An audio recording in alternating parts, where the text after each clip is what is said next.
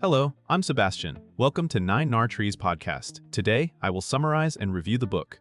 The Ride of a Lifetime by Robert Iger is a leadership memoir and business playbook drawn from his rise through ABC and his 15-year tenure as CEO of the Walt Disney Company.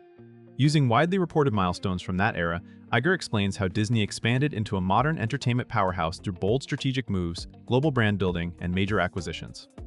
The book blends personal career lessons with an inside view of how large organizations make decisions under intense public scrutiny. Iger focuses on practical leadership behaviors such as prioritizing integrity, communicating with clarity, placing big bets with disciplined analysis, and building teams that can execute at scale. Readers also see how creative industries balance artistry and commerce, and how a legacy company can embrace technological change without losing its identity. Written in an accessible, reflective style, the book offers both narrative momentum and repeatable principles for leaders, entrepreneurs, and anyone curious about how iconic brands evolve in fast-changing markets. I will give you key takeaways from this book. Firstly, leading with integrity, optimism, and clear priorities. A central theme is that leadership starts with personal conduct and the ability to set direction when information is incomplete. Iger emphasizes integrity as a non-negotiable foundation because trust compounds in large organizations and collapses quickly when leaders appear inconsistent. He pairs that with optimism, not as cheerleading, but as a deliberate stance that encourages risk-taking and sustained effort during long projects. The book highlights the importance of clarifying priorities so teams can move quickly without waiting for constant approvals. In a complex company, priorities act like a filter for decisions, budgets, and staffing, preventing endless debate and politics. Iger also underscores the discipline of focus, choosing a small number of goals that align with the company mission and then communicating them relentlessly. This includes treating time as a scarce resource, protecting it for the work only leaders can do, such as hiring, culture, and major strategic calls. The lesson is that strategy and operations both improve when people understand what matters most and believe leadership will act consistently with stated values. Secondly, creative excellence and the culture that sustains it. Disney is often discussed as a brand, but the book frames it as a system for producing creative work repeatedly across film, television, parks, and consumer products. Iger argues that quality is the strongest long-term business strategy because it protects pricing power, loyalty, and the ability to extend stories into new formats.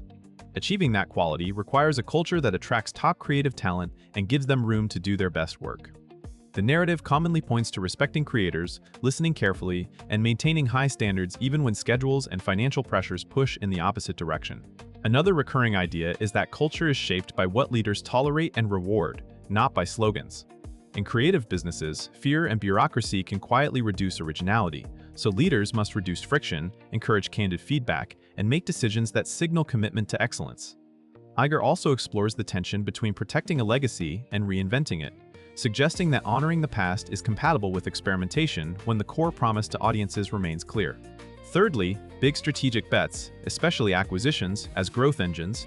The period covered includes some of the most famous acquisitions in modern media, and the book uses them to illustrate how to evaluate and integrate transformational deals. Iger presents acquisitions as a tool, not a shortcut, and stresses the importance of understanding what is being bought beyond financials. The most valuable assets are often intangible, such as storytelling capability, leadership teams, and creative cultures. A key lesson is to have a clear thesis for why a deal fits the company's strategy, then protect what makes the acquired organization special rather than smothering it with corporate process. Integration should focus on enabling collaboration and distribution advantages while keeping creative decision-making close to the talent. The book also discusses timing and conviction, recognizing moments when an industry shift makes it necessary to move decisively. For readers, the broader takeaway applies even outside mergers and acquisitions. Growth often comes from bold commitments that align with core strengths, and the leader job is to manage risk through preparation, clarity, and disciplined follow-through rather than avoiding risk altogether. Fourthly, adapting to technology and changing consumer behavior. Another major topic is how a legacy entertainment company responds when distribution, viewing habits, and competition are transformed by technology. Iger's experience is often used to show that disruption is not only a threat, but also a chance to reach audiences in new ways. The book discusses the need to recognize early signals, invest before returns are guaranteed, and accept short-term discomfort to secure long-term relevance. For a company built on theatrical releases, cable networks, and physical experiences, the shift towards streaming and digital platforms demands both strategic reallocation and cultural flexibility. Iger highlights the importance of learning from partners and competitors, and of building capabilities rather than merely licensing them. Leaders must ask what the company should own, what it should partner on, and what it should exit. The lesson is that transformation succeeds when leaders communicate the rationale repeatedly, align incentives with the new direction, and protect the brand promise while modernizing the delivery. Readers can apply this mindset to any industry-facing platform shifts and rapidly evolving customer expectations. Lastly, decision-making, communication, and succession in high-stakes roles. The book repeatedly returns to the mechanics of leadership, how decisions are made, communicated, and sustained over time. Iger describes the need for both preparation and decisiveness, because delaying major calls can be more costly than making an imperfect choice and adjusting quickly. He highlights listening as a competitive advantage, seeking dissenting views and separating confidence from certainty. Communication is treated as an operating system for the company, especially during change or crisis, when ambiguity can create paralysis. Leaders must provide context, explain trade-offs, and stay consistent across audiences from boards to frontline teams. Another component is talent development and succession planning. Large organizations can become dependent on a single leader unless they deliberately build a pipeline of capable executives and establish clear accountability. The discussion emphasizes hiring people who are strong, where the leader is weaker, empowering them, and giving them ownership of outcomes. For readers, this topic translates into practical habits. Build decision processes that surface truth, communicate priorities simply, and treat succession as a continuous responsibility rather than a last-minute event.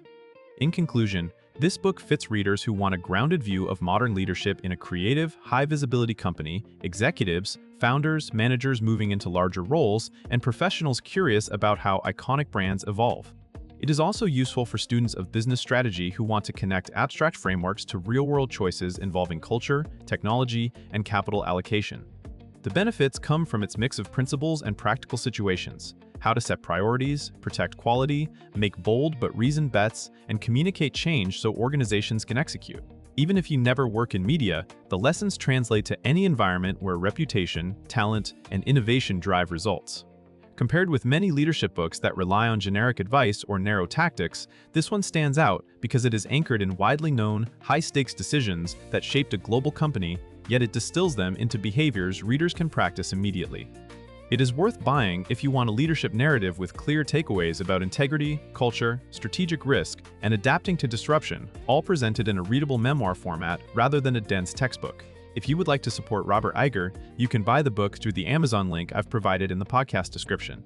After reading the book, please let me know what you think and share your thoughts. See you around.